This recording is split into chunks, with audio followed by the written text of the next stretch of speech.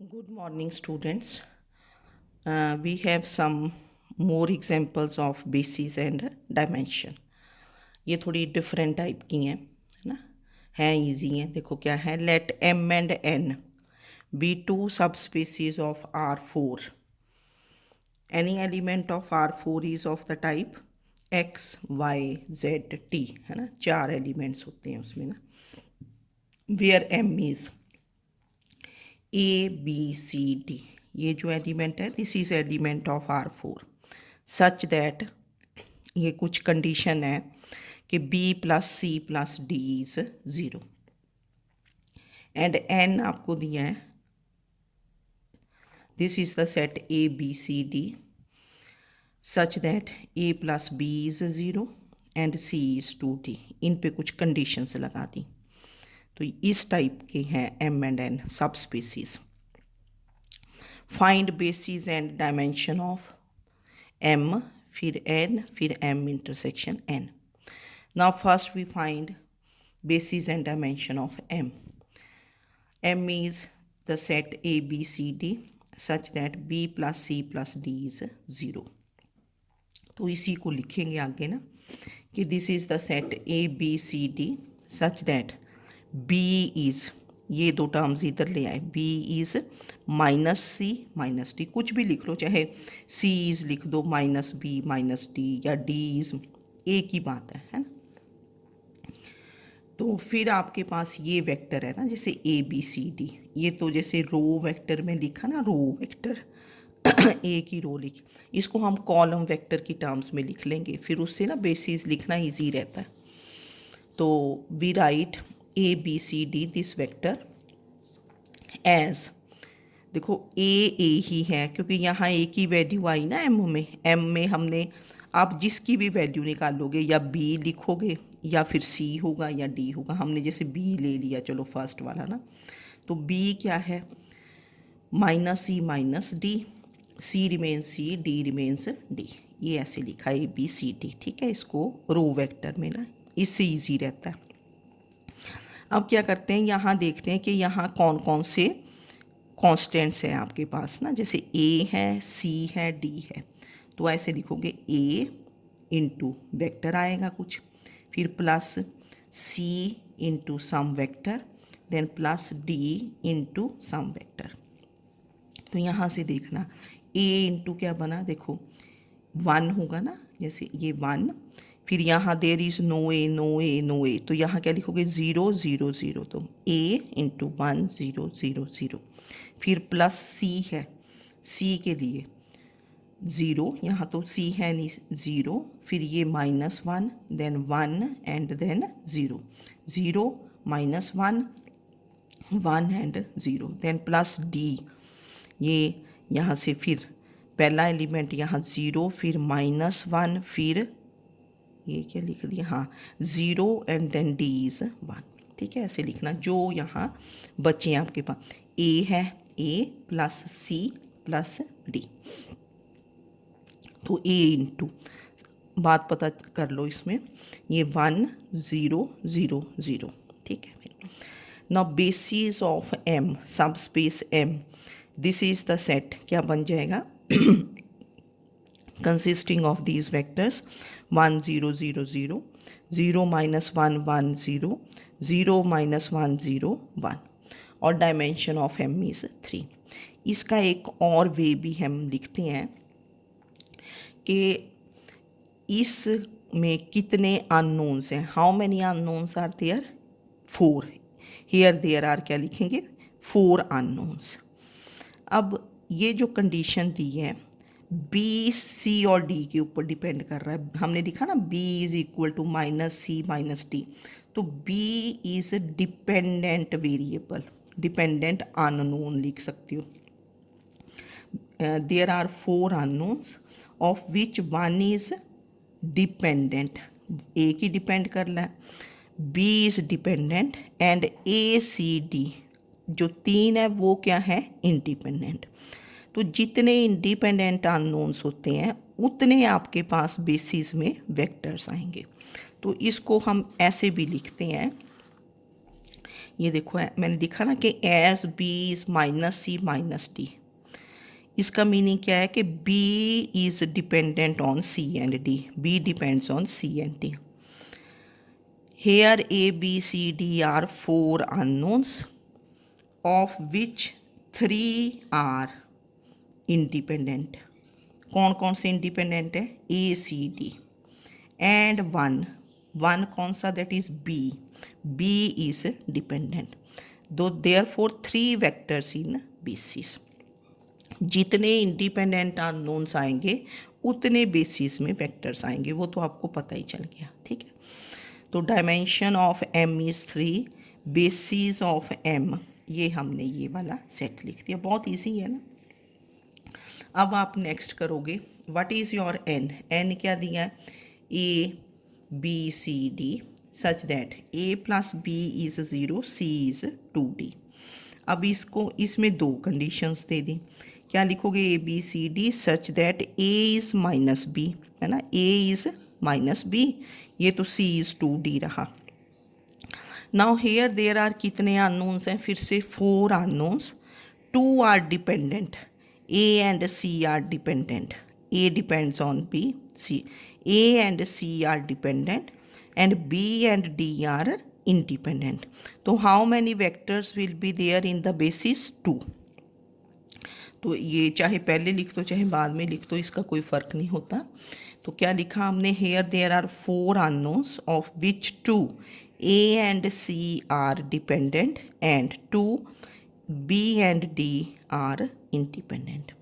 Now what is the vector A B C D?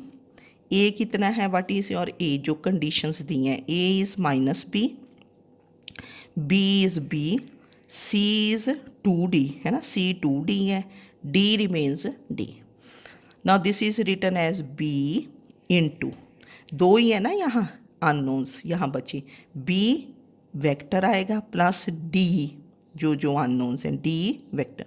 तो B into क्या लिखोगे? -1 1 0 0. फिर D इंटू यहाँ 0 पहला एलिमेंट, फिर 0, फिर क्या आ गया? 2, D के लिए 2 है, फिर आ गया 1. इसको ऐड भी करके देख सकते हो. फर्स्ट एलिमेंट क्या बना? -B plus 0. Second element B plus 0. Third element यहाँ 0 प्लस 2D और फोर्थ एलिमेंट D. तो basis of N, this is the set of vectors -1 1 0 0, है ना, and 0 0 2 1. And dimension of N is कितनी है? 2. तो ये किया, बहुत इजी है ना.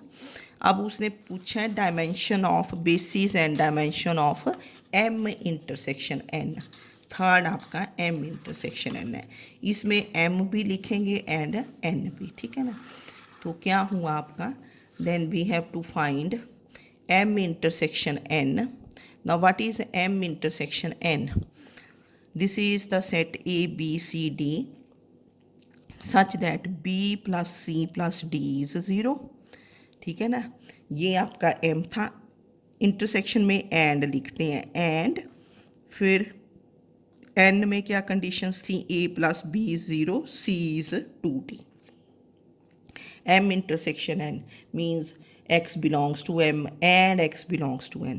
तो ये condition of M and A plus B is 0, C is 2D. ठीक है, तो this is the set A B C D such that, ये सारी कंडीशंस कम. अब C की वैल्यू देखो, यहाँ C था ना, C की वैल्यू कितनी है? 2D. What is C? 2D. ये वैल्यू पुट कर दे एंड यहाँ से लिख दिया A इज़ माइनस B हो गया, इधर लिया A is minus B, C is 2D. तो फ्रॉम हेयर B इज़ क्या बना? -3D. ठीक है ना. And C A is minus B, C is 2D.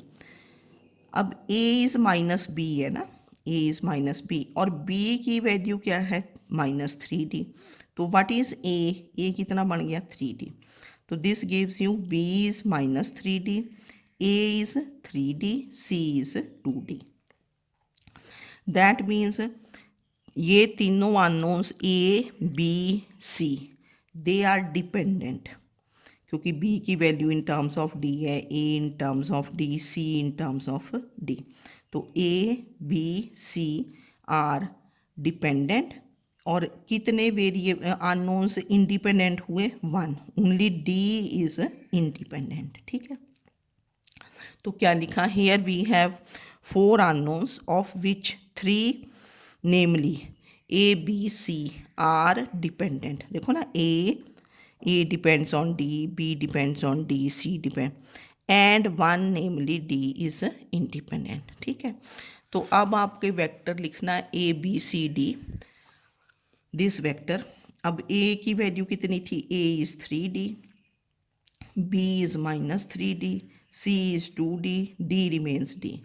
अब ए की तो है यहाँ अननोन है ना, तो डी आपने आउटसाइड लिया, इनसाइड क्या बना, 3 - 3 2 एंड 1। तो therefore basis of M intersection N is 3 - 3 2 and 1। And what is dimension of M intersection N, this is 1। तो एम इंटरसेक्शन एन में हमने एंड करना है ना, बी प्लस। ठीक है, फिर यहाँ से देखो कि सारी वैल्यू, सी की वैल्यू थी ये पुट कर दी, यहाँ से a इज़ -b निकाला, तो this becomes a becomes 3D, क्योंकि b what is b is -3D। Now a is -b, that means a is 3D। तो out of 4 unknowns 3 unknowns are क्या हैं, dependent, they depend on d and 1 is independent, that is d is independent. जितने unknowns independent होंगे उतने आपके पास basis में vectors आएंगे। ठीक है, तो we have 1 vector in the basis of M intersection N. तो dimension of M intersection N, this is equal to 1। Now next example is, इनको कर लेना आपने अच्छे से, ये ऐसे है, find basis and dimension of solution space of this. ये इक्वेशंस दी हैं, first degree in X Y Z S T, X Y Z S and T. इनको हम बोलते हैं, these are called system of equations, है ना, 4 है equations, this is system of equations.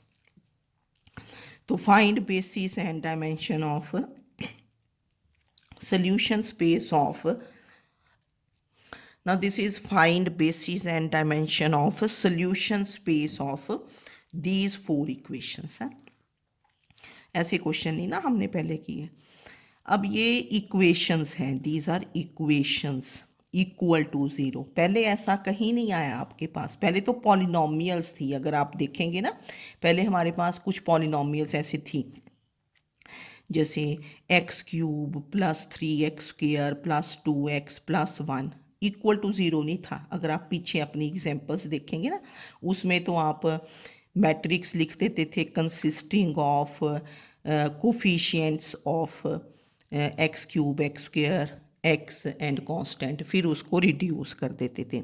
पर ये है इक्वेशंस और लीनियर है, यहाँ कोई डिग्री नहीं चेंज हुई। कंपेयर करना, पीछे हमने एक शायद टी में किया था क्वेश्चन बेसिस एंड डायमेंशन के find basis and dimension of the set of polynomials t³ + 2t², है ना, उसमें तो वो अलग था। ये इक्वेशंस हैं, सिस्टम ऑफ इक्वेशंस। कितने अननोन्स हैं, 5, x y z है। तो this system of equations can be written in the matrix form. तो मैट्रिक्स फॉर्म में कैसे लिखते हैं, ये कोफिशिएंट्स लिख दिए 1 2 4 1 0। अब टी नहीं ना है यहाँ, टी इज़ मिसिंग, तो उसके लिए 0। फिर यहाँ से नेक्स्ट का 2 1 5 -2 2, देन इसका 1 -1 1 1 एंड 6, देन यहाँ से 1 1 3 1 एंड 2 इनटू क्या है, x y z s t, and this is equal to 0। तो this is written as a into X is 0, a into ये a हो गया।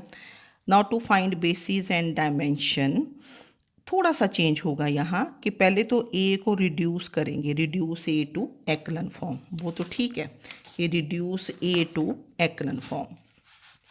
तो when we reduce A to echelon form, ये आपका ए है, ये लिखा, फिर आपको पता है ये 1 इसके नीचे के सारे ज़ीरो बना दिए, फिर ठीक है ये मैंने पूरा कर दिया आपके पास। फिर ये -3 आ गया, -3 के नीचे के ज़ीरो बनाओगे। इसको ज़ीरो बनाने के लिए क्या किया, R3 - R2।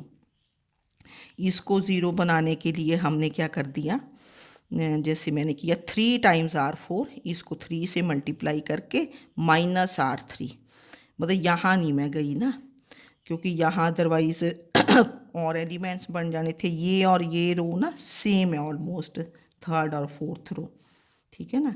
ये 3 के मल्टीपल्स हैं, देखो 3 3, ये वाली रो इसके 3 टाइम्स है ना, दिस रो इज़ 3 टाइम्स। तो मैंने किया 3R4 - R3, तो ये बन गया।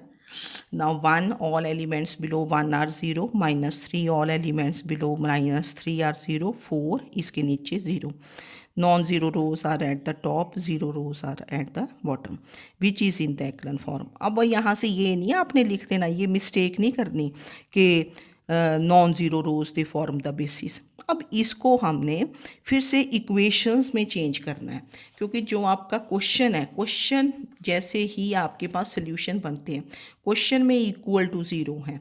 अगर तो देखो ये इक्वल टू ज़ीरो ना होता फिर तो ये बेसिस आ जाना था कि रिड्यूस टू एक्लन फॉर्म हो गया, ठीक है ना, फिर तो बेसिस हो गया, पर ये तो इक्वल टू ज़ीरो है, हमने ए को रिड्यूस किया to echelon form. Now the system of equations becomes, ठीक है, तो सिस्टम ऑफ इक्वेशंस ये रिड्यूस करके जो आया, इनटू क्या लिखोगे, X Y Z S T, ये आपका एक्स है इक्वल टू 0, ठीक है ना, equal to. Now the system of equations reduces to, reduce हो जाएंगी यहाँ ना इक्वे, मतलब देखो ना वहाँ 4 थी गिवन, यहाँ कितनी बन जाएंगी, 3। कुछ इक्वेशंस में से वेरिएबल्स भी ख़त्म हो गए, ये क्योंकि 0 0 0 बना दिया तो ईजी हो जाएंगी। तो क्या बनी फर्स्ट इक्वेशन, जैसे first row into first column, तो क्या बन गया, x + 2y, पहली तो सेम ही रही, +4z + s इक्वल टू 0। अब सेकेंड क्या बन गया, 0 × x करोगे, -3y -3z -4s + 2t equal to 0। ये क्या बन गई, देखो 4s + 4t इक्वल टू 0। तो 1 2 3 कर दिया। इसको ऐसे लिखते हैं, जब रिड्यूस किया ना एक्लन फॉर्म में, तो सिस्टम ऑफ इक्वेशंस भी रिड्यूस हो जाएंगी, मतलब देखो एक इक्वेशन तो कम ही होगी, कुछ वेरिएबल्स भी कम होंगे। अब इनको हमने थोड़ा सॉल्व करना है, यहाँ से कुछ वेरिएबल्स ख़त्म हो जाएंगे। ये पीछे से स्टार्ट कर दिया हमने, है ना। यहाँ से क्या वैल्यू आ गई, टी क्या आ गया, -s, टी इज़ -s या s इज़ -t, आपकी इच्छा है, तो t इज़ -s। अब t को -s पुट कर दो 2 में, ऊपर को स्टार्ट कर, ये मैंने एरो इसीलिए शो किया कि t इज़ -s, अब 2 में पुट कर दिया, तो क्या बना, -3y -3z -4s -2s, t is -s।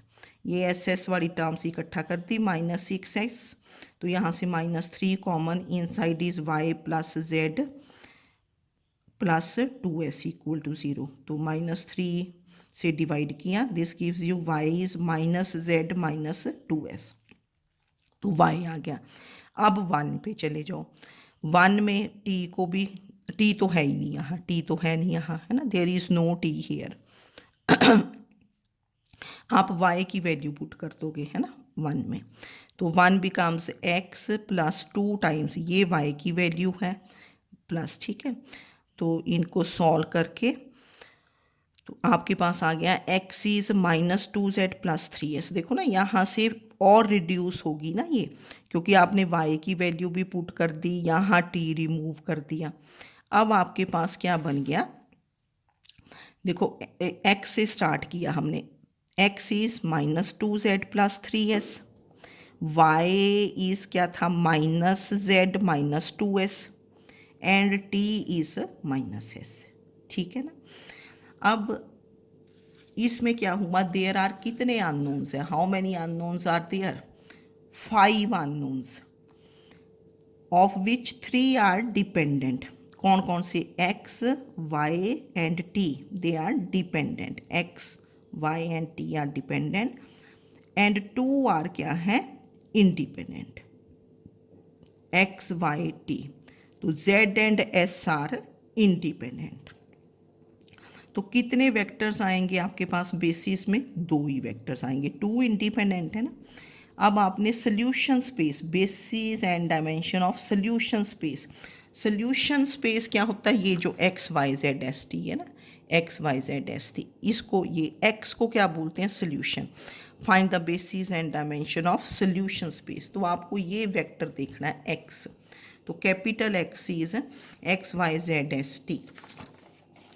तो what is your X, X कितना है, ये -2z + 2s लिख दिया यहाँ से।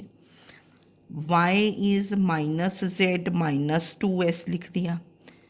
z आपका z ही रहा, एंड s इज़ s, और t कितना था, -s, क्योंकि 2 इंडिपेंडेंट थे ना। इंडिपेंडेंट कौन थे, z एंड s। अब यहाँ देखो क्या है, z है, s है, 2 ही है ना variables independent, z and s।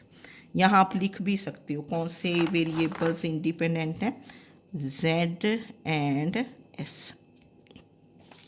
तो z एंड s की टर्म्स में ही आएंगे, है ना। मैंने ये लिख दिया z एंड s, ठीक है ना, 2 वेरिएबल्स z एंड s।